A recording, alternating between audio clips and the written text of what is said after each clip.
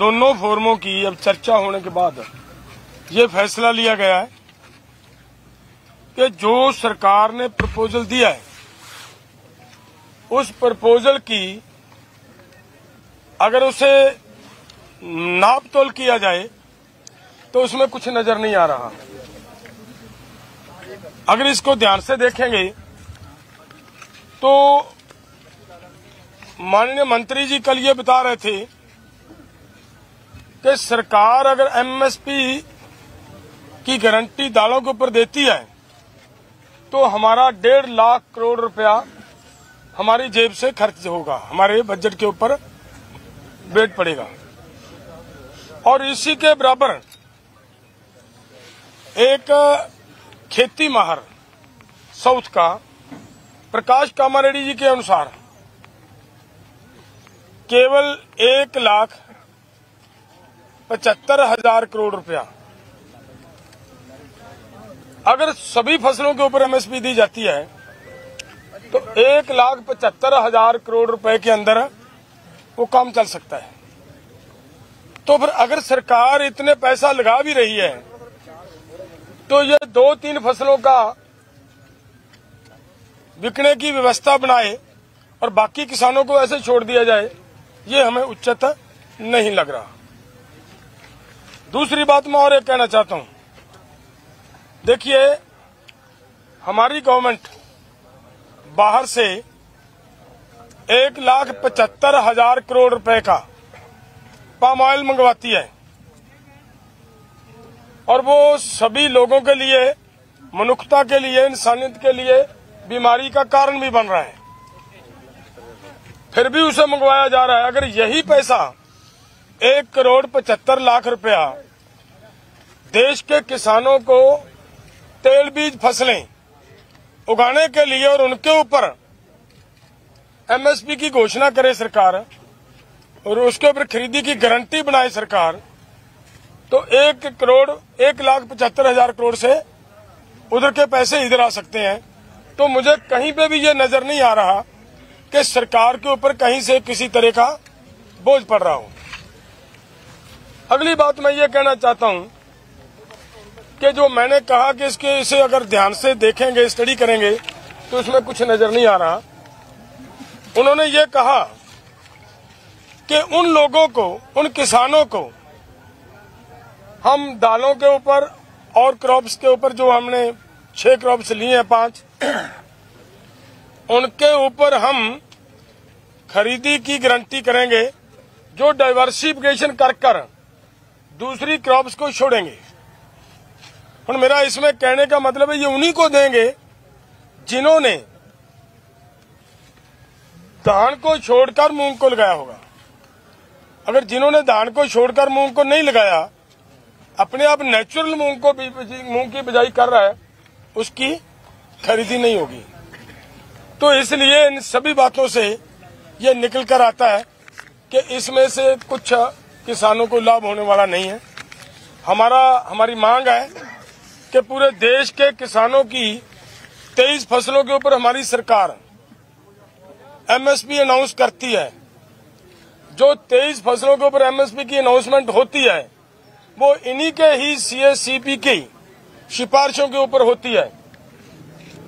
और जब वो देती है सरकार हमें सीएससीपी के अनुसार एमएसपी का मतलब होता है मिनिमम सपोर्ट प्राइस को और गहनता से उसकी पड़चोल करोगे तो उसका मतलब ये होता है कि कम से कम आपको जिंदा रखने के लिए, आपको स्टैंड रखने के लिए एक सपोर्ट दी जा रही है। आपके लिए कोई भी उसमें इनकम देने वाली चीज कोई नहीं है उसमें, और वो भी देते हैं जब, और उसके ऊपर भी सारी फसलों की अगर हम ये मांगते हैं कि जितनी आप कम से कम भी दे रहे हो भाई, उतनी तो बिक जाए, हमारी उस रेट पे तो बिक जाए, और उसके लिए भी वो गारंटी का कानून ना दें, तो इसका मतलब देश का किसान इसी तरह लूटता जा रहे, तो वो हमें स्वीकार नहीं है। इसलिए इन सभी तथ्यों के हिसाब से हम दोनों फोरमों ने आज बैठकर चर्चा करने के बाद ये फैसला लिया है कि ये जो प्रपोजल आई है ये प्रपोजल किसानों के पक्ष की नहीं है, किसानों के हित की नहीं है, और इसके अनुसार हम इस प्रपोजल को रद्द करते हैं। और बाकी बातचीत हमारे भाई साहब पंधेरी साहब कहेंगे। धन्यवाद। बोलो जी। हाँ, जैसा डल्लेवाल साहब जी ने बता दिया, अभी हमने यकमुक्त इस प्रपोजल को रद्द कर दिया है। और जो ये कॉन्ट्रैक्ट फार्मिंग के नाम पर, डिवर्सिफिकेशन के नाम पर जो धान या गेहूं छोड़कर आएंगे उनके साथ लीगल कॉन्ट्रैक्ट करेगी भारत सरकार, उसमें ऐसा आ रहा था। तो जो बात थी भी अगर पहले से कोई सरसों बीज रहा है और वो उससे नहीं निकला, उसका कुछ नहीं मिलने वाला। जो पैसे पहले से ही ये दालें वगैरह जो बोल रहे हैं वो बीज रहा, तो इस कैटेगरी में नहीं आएगा। हाँ, जो धान या गेहूं को छोड़ेगा वो इस कैटेगरी में आएगा। तो ये अनाउचित हमें बातें नजर आई।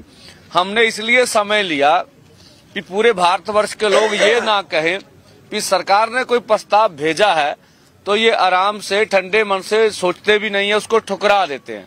लेकिन जो मीटिंग में उन्होंने चाल चलने का यत्न किया वो पूरे देश के समक्ष आज हम रख रहे हैं कि ये असल में सरकार की नीयत पे खोट है। अगर नीति अच्छी होती, नीयत साफ होती तो वो ऐसा ना करते। तो जैसे हरि दामोदरन जी का भी जिक्र है, अभी एक स्टडी करता के लिया था हरीश दामोदरन, उन्होंने भी कहा अभी भाई आप फार्म जो तेल बीज है 1,75,000 करोड़ का बाहर से मंगवाते हैं। तो यही अगर अब एमएसपी लीगल गारंटी कानून बना देंगे तो हमें नहीं लगता है कि इससे अधिक राशि की आवश्यकता है। तो हमारी मांग जो ही वही है कि सरकार एमएसपी गारंटी कानून 23 फसलों के ऊपर बना के दे और जो फसलें रह जाएंगी उसके ऊपर स्टडी करने के बाद सभी फसलों के ऊपर हमें जो है एमएसपी लीगल गारंटी का कानून चाहिए। हम इसी स्टैंड करते हैं, इस पर ही आगे बात होगी। अब भारत सरकार बताएगी हमें कि उन्होंने कर्ज माफी के ऊपर का क्या क्या अभी तक स्टडी की है। हमने तो अपना विचार विमर्श करके आपको बता दिया कि हमारे मन में ये, हम इस प्रपोजल को रद्द करते हैं। अब कर्ज के ऊपर उन्होंने अपनी स्टडी करनी थी, वो क्या कर रहे हैं। जैसे गन्ने के ऊपर C2 प्लस 100% और C2 प्लस 50% का जो फार्मूला है उसके ऊपर भारत सरकार क्या कर रही है। इसी के साथ जैसे WTO से हमने बोला भी खेती सेक्टर को आप बाहर निकालिए, जैसे नरेगा पे ऊपर बात थी भी 200 दिन और 700 रुपया दिहाड़ी, ये सब बातों के ऊपर मंत्री महोदय बोलकर गए थे भी हम भी दिल्ली जाएंगे और वहां से अपनी सरकार से विचार करने के बाद इनको बताएंगे। तो दूसरा, जैसे भारत सरकार विहार दिखा रही है मीटिंग्स में भी, अगर इस प्रपोजल पे हमने बोला कर्ज के ऊपर बताइए तो बोला पहले इस प्रपोजल पर आप अपनी बात करिए, आगे कर्ज के ऊपर बात करेंगे।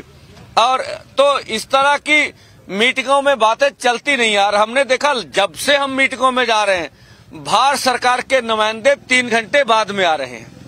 ये थोड़ा बात होती है। अब हमें समय आप 5:30 का दे रहे हैं, मीटिंग आप 8:10 में शुरू कर रहे हैं, तो इतना तो किसी के पास समय नहीं है। तो वार्ता अगर करनी है जो समय आप देते हैं उसी समय, चलो 5-10 मिनट की कोई बात नहीं होती है आगे पीछे, तो वो हो जाना चाहिए। तो भारत सरकार की जो सीरियसनेस है वो मीटिंग शुरू होने के बाद ही पता चल जाती है। अभी बात हो जाने दीजिए।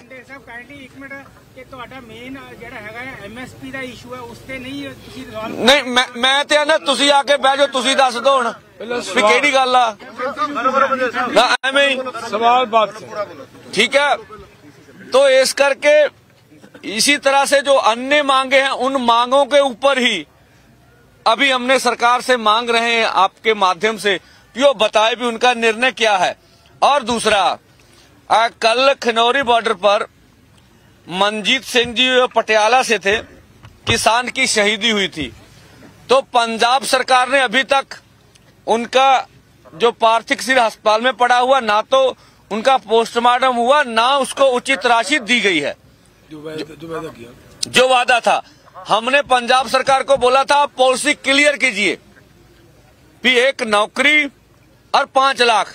अभी तक माननीय मुख्यमंत्री जी का बयान तक नहीं आया भी उन्होंने पॉलिसी क्लियर की नहीं है।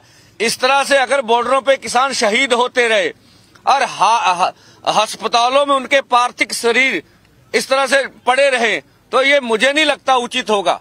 तो ये पंजाब सरकार सोचे।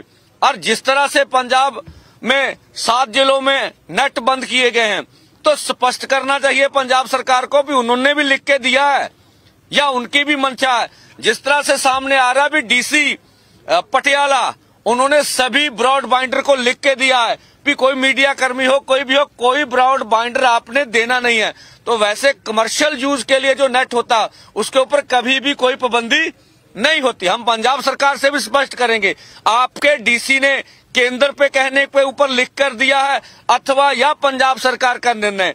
अभी तक पंजाब सरकार ने स्पष्टता नहीं किया है कि ये जो पुल है अगर ये पंजाब में आ रहा है तो आप इसका विरोध क्यों नहीं करते। आप बोलते हम लीगल नक्शा लेंगे तो ले लीजिए, या आपका ऑपरेशन हरियाणा के साथ मिलकर चल रहा है, स्पष्ट तो कीजिए भी क्या हो रहा है। तो हम पंजाब सरकार से भी मांग करेंगे जो हमने बातें उठाई उनको स्पष्ट कर दीजिए ये बात क्या है, किस तरह की है।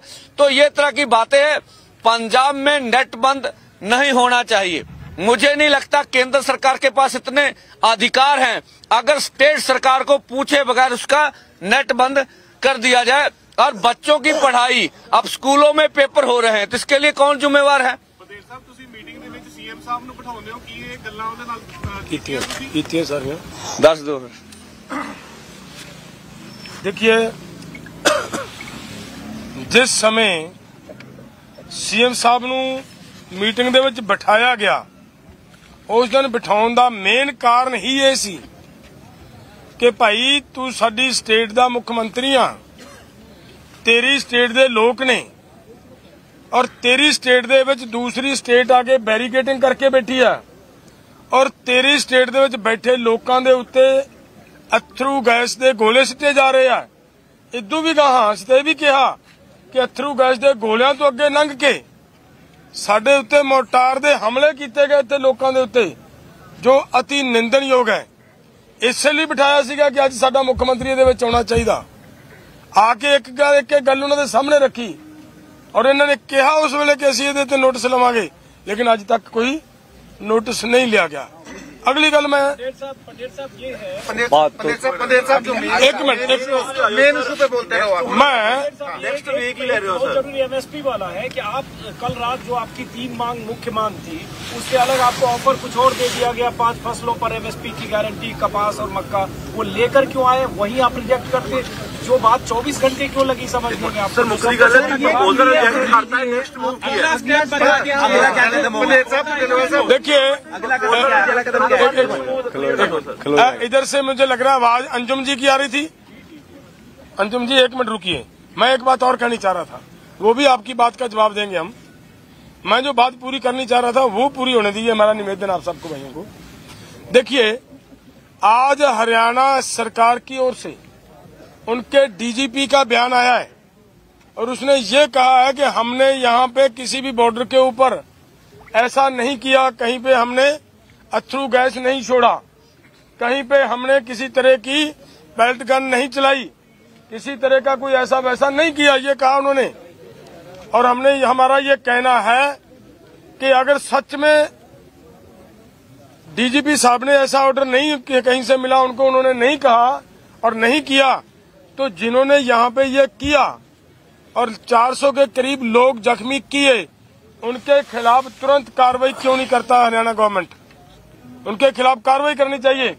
और हमारा निवेदन है हमारी सुप्रीम कोर्ट को भी कि उनको तुरंत प्रभाव से सो मोटो लेते हुए इनके खिलाफ कार्रवाई करनी चाहिए, क्योंकि लोगों के ऊपर जैसे सभी पूरे देश के लोगों का अधिकार है शांतिपूर्वक अपना प्रोटेस्ट करने का, अगर ये प्रोटेस्ट करने भी नहीं देंगे तो इसका मतलब देश की लोकतंत्र को बहुत खतरा है, खतरे में जा रहे हैं हम। अब अगला कदम क्या होगा अगला कदम क्या है? ओ फलो जो और पहले सुनो वो जवाब अंजुम, हाँ अंजुम जी का जवाब दे लेंगे। मैं दे लेंगे। देखिए, जो हमें मीटिंग में प्रस्ताव हमारे सामने रखा गया था और जो मंत्री महोदय ने बाहर आके बुलाया, उसमें बहुत फर्क था। और उसमें बगैर फिर सोचे हम निर्णय करते, वो अच्छा नहीं था। मीटिंग में तो ये प्रस्ताव था कि इन 5 फसलों के ऊपर पूरे भारतवर्ष में खरीदी की जाएगी। और जैसे पंजाब का पैटर्न भी आप देखते खरीदी करने का, यहाँ एपीएमसी एक्ट चल रहा है, मंडी बोर्ड है बैठा हुआ, मार्केट कमेटी से है, इसमें भी सरकार तो परचेज करती है, ठीक है। तो हमने तो ये लिया भी इसी तरह से पूरे देश भर में ये मुडला ढांचा खड़ा करेंगे और पूरे देश भर को कुछ फसलों पे एमएसपी मिल रही है तो मिलेगी। पर जब मंत्री महोदय बाहर आके बोले तो तब वो बात क्लियर हुई भी असल में मंशा तो ये है। और इस समय में केंद्र की नीयत तो सबके सामने आ गई भी केंद्र वार्ता में कुछ और बात कहता है, बाहर निकल के पीसी में कोई और बात करता। तो इसलिए हमारा इसके ऊपर सोचना जरूरी था। मंत्री जी का बयान हमने आराम से सुना, स्टडी की और सभी से बात करके इसको रद्द कर दिया। और आप ठीक बोल रहे हैं, अगर उन्होंने मंत्री जी ने कहा कि बहुत इनोवेटिव और आउट ऑफ बॉक्स आइडिया किसानों की तरफ से आया। किसान भाइयों ने कहा अगला बता दीजिए।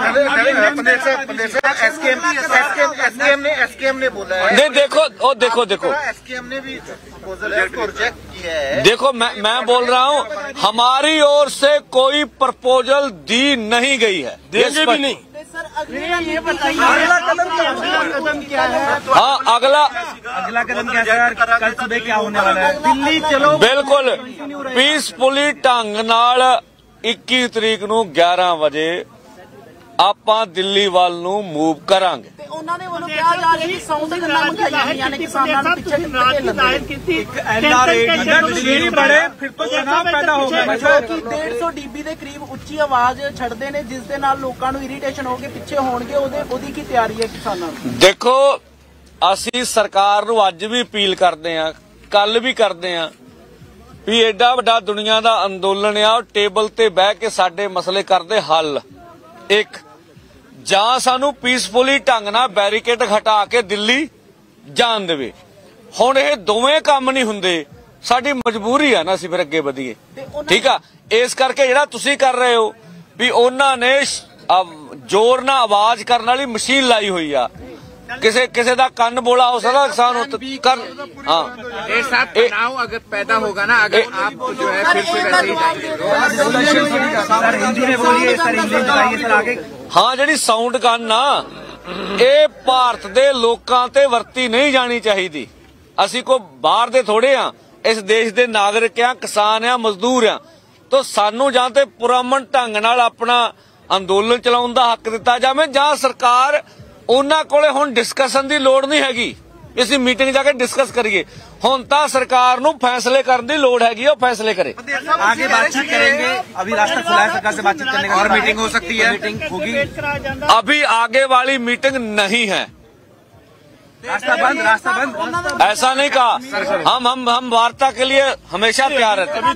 ਡੱਲੇਵਾਲ ਸਾਹਿਬ, ਤੁਸੀਂ ਕਿਹਾ ਸੀ ਸਾਡੇ ਕੋਲ ਪਲਾਨ B ਹੈਗਾ। ਪਲਾਨ B ਤੁਹਾਡੇ ਕੋਲ ਕਿਵੇਂ ਹੈ? ਕਿਵੇਂ ਤੁਸੀਂ ਅੱਗੇ ਜਾਓਗੇ? ਤੁਸੀਂ ਕਿਹਾ ਸੀ ਸ਼ਾਂਤਮਈ ਤਰੀਕੇ ਨਾਲ ਜਾਵਾਂਗੇ। ਹਾਂ, ਦੇਖੋ ਸਵਾਲ ਕੀ ਹੈ, ਇਹ ਅਜੇ ਸਾਡੀਆਂ ਅੰਦਰ ਬੈਠ ਕੇ ਗੱਲਾਂ ਕਰਨ ਵਾਲੀਆਂ ਨੇ ਕਿ ਕਿਸ ਤਰੀਕੇ ਨਾਲ ਅਸੀਂ ਅੱਗੇ ਵਧਣਾ ਹੈ। ਇਹਦੇ 'ਚ ਕੋਈ ਰੌਲਾ ਨਹੀਂਗਾ ਕਿ ਅੱਗੇ ਵਧਣ ਦਾ ਐਲਾਨ ਹੈ, ਅੱਗੇ ਵਧਣਾ ਹੈ।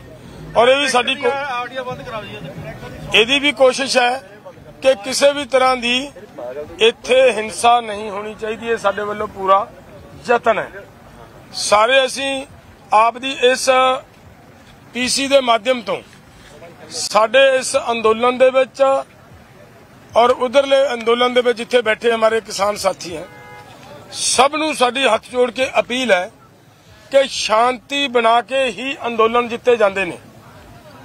सरकारां चाहुंदियां ने कि तुहानू उगर करके अंदोलन नू खंडाया जाए, लेकिन साडी सरकार नू अपील है कि साडा दिल्ली जाण दा जो प्रोग्राम है, या तो साडियां मंगां मन के ते साडा मसला हल करे, नहीं करदी तो सानू फिर आराम नाल दिल्ली बैठन देवे। फिर की दिक्कत है सरकार नू? दिल्ली केड़ा मतलब एक किसे सरकार ने कोई बैठक कराई नहीं, वो तो पूरे देश की दिल्ली है जी। ਤੁਸੀਂ ਵੱਖਰੀ ਥਾਂ ਮੰਗੀ ਸੀ ਦਿੱਲੀ ਬੈਠਣ ਲਈ, ਅਗਰ ਨਹੀਂ ਮਿਲਦੀ ਹੈ ਤਾਂ ਉਸੇ ਤਰ੍ਹਾਂ ਸਿੰਘੂ ਬਾਰਡਰ ਵਗੈਰਾ ਟਿਕਰੀ ਵਗੈਰਾ ਬੈਠੂਗੇ ਜਿਵੇਂ ਪਹਿਲਾਂ? ਦੇਖੋ ਅਸੀਂ ਤਾਂ ਜੰਤਰ ਮੰਤਰ ਮੰਗੀ ਸੀ, ਵੱਖਰੀ ਕੋਈ ਨਹੀਂ ਸੀ ਮੰਗੀ ਹੈਗੀ। ਹੁਣ ਜੰਤਰ ਮੰਤਰ ਤੇ ਸਰਕਾਰ ਨੇ ਕੋਈ ਦੱਸਿਆ ਨਹੀਂ ਹੈਗਾ। ਉਹਨਾਂ ਦੇ ਵੱਲੋਂ ਇਹ ਵੀ ਕਿਹਾ ਗਿਆ ਕਿ ਜਿਹੜਾ ਧਰਨਾ ਤੇ ਮੀਟਿੰਗ ਆ ਉਹ ਇੱਕੋ ਟਾਈਮ ਤੇ ਨਹੀਂ ਹੋ ਸਕਦੀ। ਅਗਲੀ ਵਾਰ ਜਦੋਂ ਆਓਗੇ ਤੇ ਧਰਨਾ ਖਤਮ ਕਰਕੇ ਆਇਓ, ਆਪਾਂ ਤੁਹਾਡੀ ਮੰਗਾਂ ਮੰਨ ਲਾਂਗੇ। ਦੇਖੋ ਇਸ ਰੂਪ ਵਿੱਚ ਤਾਂ ਨਹੀਂ ਗੱਲ ਆਈ। ਚੱਲ ਜੇ ਤੁਹਾਡੇ ਕੋਲ ਸੋਰਸ ਕੋ ਵੱਖਰੇ ਨੇ, ਐ ਨਹੀਂ ਹੁੰਦਾ। ਅਸੀਂ ਹਮੇਸ਼ਾ ਅੰਦੋਲਨ ਦੇ ਵਿੱਚ 3 ਵਾਰੀ ਸਰਕਾਰ ਆ ਗਈ, ਠੀਕ ਆ, ਤਾਂ ਉਹਨੇ ਗੱਲਬਾਤ ਵੀ ਕੀਤੀ ਹੈਗੀ ਆ। तो इस करके जो इस किस्म की अप्रोच किते केंद्र की हैगी आ, तो मैनूं लगदा है कोई लोकतांत्रिक तरीकाकार नहीं हैगा। सर 21 तारीख को अगर आप जाएंगे 11 बजे तो फिर जो वायलेंस होगा उसकी जिम्मेदारी किसकी होगी? आप बताइए, ये जो बैरिकेड लगा आपको इसका वायलेंस नहीं दिखता है? जो बाहर 25,000 अर्धसैनिक फोर्स लगे उसका वायलेंस नहीं दिखता है? हम तो अपनी तौर से वायलेंस नहीं करेंगे। अब स्टेट वायलेंस करना चाहता उसकी मर्जी है, हम नंगे हाथ हैं भाई, करेंगे। बैरिकेडिंग तोड़ेंगे तो वहाँ सैकड़ों पुलिस वाले सुरक्षा कर्मी उनकी ड्यूटी ऊपर से लगाई गई है, वो अपनी ड्यूटी निभाएंगे, तो फिर हिंसा और टकराव होगा ना पंडित साहब। ये जिम्मेदारी तो फिर आप लोगों पे भी आएगी। देखिए, हमारा बैरिकेड तोड़ने का अनक का सवाल है ही नहीं, हमारा दिल्ली जाने का अनक का सवाल है ही नहीं। हम तो मांग मनवाना चाहते हैं, और अगर कुछ सुनता नहीं है कोई स्टेट तो हमारी मजबूरी भी तो है ना। हमने जैसे पहले भी बचाव किया, आगे भी बचाव करेंगे। उधर भी हमारे जवान हैं, इधर किसान है, उधर जवान है, हमें सबका मालूम है। और जो ये किसान जवान का नारा निकालते जिंदाबाद, और उनको लड़ाने के लिए केंद्र सरकार तैयारी में है, तो ये पूरी दुनिया देख रही, पूरा देश देख रहा है। अगर ऐसा सरकार हमारे ऊपर जबर करती है तो हम स्वयं कहेंगे, ये देश के लोग तो फिर सोचेंगे ना कि ऐसे लोगों को देश की सत्ता मिलनी चाहिए कि नहीं मिलनी चाहिए। प्रदेश साहब, एसकेएम ने भी रद्द कर दिया ये फैसला जिस तरीके से आप दोनों की यूनिटी बनेगी, दोनों जो देखो साडे इस मसले ते कोई अपनी राय रखने ਲਈ आजाद हैगा, कोई की सोचदा उन्हां दा अपना हक हैगा वा। असी कदी भी एके ਲਈ ना तो भजे आ ना गाड़ी भजांगे। साडियां कमेटियां बणियां, असी सारियां तक अप्रोच कीती, हरेक नूं अपना हक हैगा, कोई आउणा चाहुंदा नहीं आउणा चाहुंदा। जिन्ने भी आउणा खुला सद्दा वा, किसानां मजदूरां दी लड़ाई लड़नी, साडे ਲਈ नहीं किसी ने आउणा हैगा। जथेबंदी जी अप्रोच कर रही है तुहानूं कि बाकी दी जथेबंदियां देखो सारियां नाल गलबात तां कोई आया तां नहीं हैगा, भरा मारू जंग आ, गलबात तां सारियां नाल हुंदी आ, बोलचाल चलदा वा। बाकी हर एक दी आपो अपनी पोजीशन हैगी है जी। थोड़ी पोजीशन की है जी? साडी पोजीशन संघर्ष करन दी आ जी। पंडेर साहब जी कोड ऑफ कंडक्ट जल्दी ला दी है सरकार, तो तुहाडी अगे रणनीति की होएगी? देखिए, कोड ऑफ कंडक्ट अगे है, जिद्दे कोड ऑफ कंडक्ट लगूगा उस दिन फिर बैठांगे आपां, तुहाडे सब दे विच बैठांगे, असीं आपस विच चर्चा करांगे कि हुण इहनूं अंदोलन नूं अगे की रूप देना है।